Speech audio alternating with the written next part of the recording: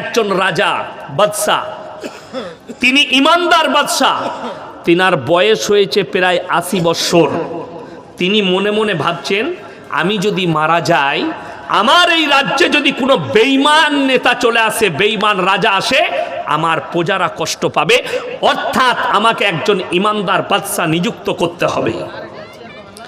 এরপরে বাদশাহ এলান করলেন, হে আমার রাজ্যের যতগুলো 25 থেকে 30 বৎসরের যুবক আছো, তোমরা আমার রাজ দরবারে অমুক তারিখে হাজিরি দাও। রাজার 3টে বেটা, কটা বেটা বললাম? 3টে। 3জনই মনে মনে ভাবছে, আমার আব্বা যখন এই যুবক দিকে ডেকেছে, আমাদের জন্য রাজার এলান করবে। বড় বেটা ভাবছে আমাকে বাদশা বানাবে, মেজো ভাবছে আমাকে, ছোট ভাবছে আমাকে বেশি ভালোবাসে আমাকে। এরপরে যুবকরা হাজির, বাদশা এলান করলেন, হে আমার রাজ্যের যুবকেরা শোনো, আমি তোমাদের কাছে 1 বৎসর ধরে একটা পরীক্ষা নেব, একটা করে ফলের বীজ দেব। 1 বৎসর পরে যার গাছটা সব থেকে সুন্দর হবে, আমি তাকে আমার রাজত্ব দান করব। রাজা তার প্রজাকে বললে, শোনো, আমার কামড়ায় 1 বস্তা বীজ রাখা আছে ফলের, ঢেলে দাও।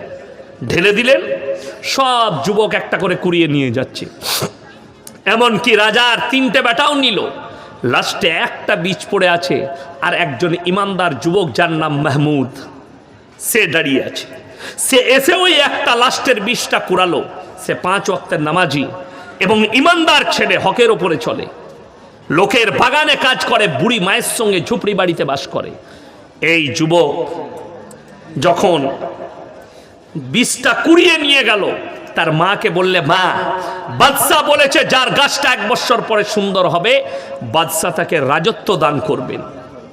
গাছ লাগাতে হবে, যেভাবে টবে চারা লাগায় ওইভাবে লাগালেন। বিসমিল্লাহ, গাছের চারাগুলো লাগানো হলো। এরপরে 3 মাস কেটে গেল, সমস্ত যুবকের টবেতে গাছ বেরিয়েছে, কিন্তু মাহমুদের টবেতে কোনো গাছ বের হয়নি। মাহমুদ চিন্তিত, আল্লাহর কাছে কাঁদলেন, আল্লাহ, আমি তো ইমানদারির ওপরে টিকে আছি, হকের ওপরে টিকে আছে, আমার টবে কেন গাছ বের হয়নি? 6 মাস কেটে গেল, 9 মাস কেটে গেল, এমনকি 12টা মাস কেটে গেছে, কিন্তু মাহমুদের টবেতে গাছ বের হয়নি। এরপরে বাদশা এলান করলেন, হে আমার রাজ্যের যুবকরা শোনো, তোমরা তোমাদের গাছ নিয়ে অমুক তারিখে আমার দরবারে হাজিরি দাও। সমস্ত যুবকরা সকালবেলায় ফজরের পরে গোসল করে নতুন নতুন ড্রেস পরে নিজের নিজের গাছ নিয়ে যাচ্ছে।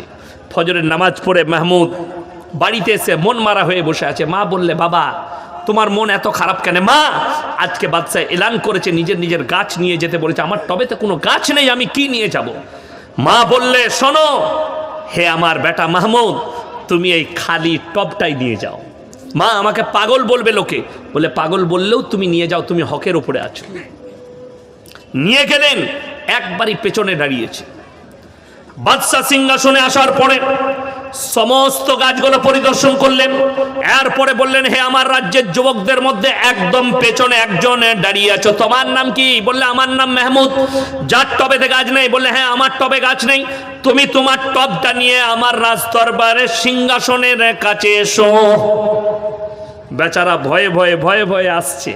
সব যুবকরা হাসছে, এটা পাগল। বলবে না, বলবে না, পাগল বলে হাসছে। নিয়ে এসে নামালো। বাদশা মুচকে হাসলে, এই এসো, এইদিকে উঠে এসো। দাঁড়িয়ে গেলেন সিংহাসন থেকে, আর বললে, মাহমুদ বসো আমার সিংহাসনে। মাহমুদ ভয়ে ভয়ে সিংহাসনে বসলো, আর মনে মনে ভাবছে, আল্লাহ, রাজাও বাদশাও আমার সাথে মজাক করছে, আমার টবেতে গাছ নেই। আর বাদশা বলেছিল যার গাছটা সুন্দর হবে। তিনি যখন বসে গেলেন, বাদশা এরপরে এলান করলো, হে আমার রাজ্যের যুবকেরা শোনো, তোমাদের কাছে আমি আজকে এমন একজন ইমানদার বাদশা নিযুক্ত করছি, যার নাম হচ্ছে মাহমুদ। সমস্ত যুবক বললে, বাদশা, আপনি বলেছিলেন যার গাছটা সব থেকে সুন্দর হবে। বাদশা বললেন, অবশ্যই বলেছিলাম, কিন্তু আমি যে বীজটা দিয়েছিলাম গরম পানিতে সিদ্ধ করে দিয়েছিলাম। তোমাদের টবে কেমন করে গাছ হয়েছে? একমাত্র হকের ওপরে টিকে আছে মাহমুদ। আমার ওই বীজটাই রোপণ করেছে, যার কারণে ওর টবেতে কোনো গাছ বের হয়নি। আর তোমরা সবাই 2 নম্বরই করেছো, বাজার থেকে অন্য বীজ কিনে এনে রোপণ করেছো। তাই একমাত্র এই ইমানদার ছেলের হক হচ্ছে আমার এই রাজ্যর। জোরে বলুন সুবহানাল্লাহ। এটা গল্প, এটা কোনো হাদিস কোরআন নয়।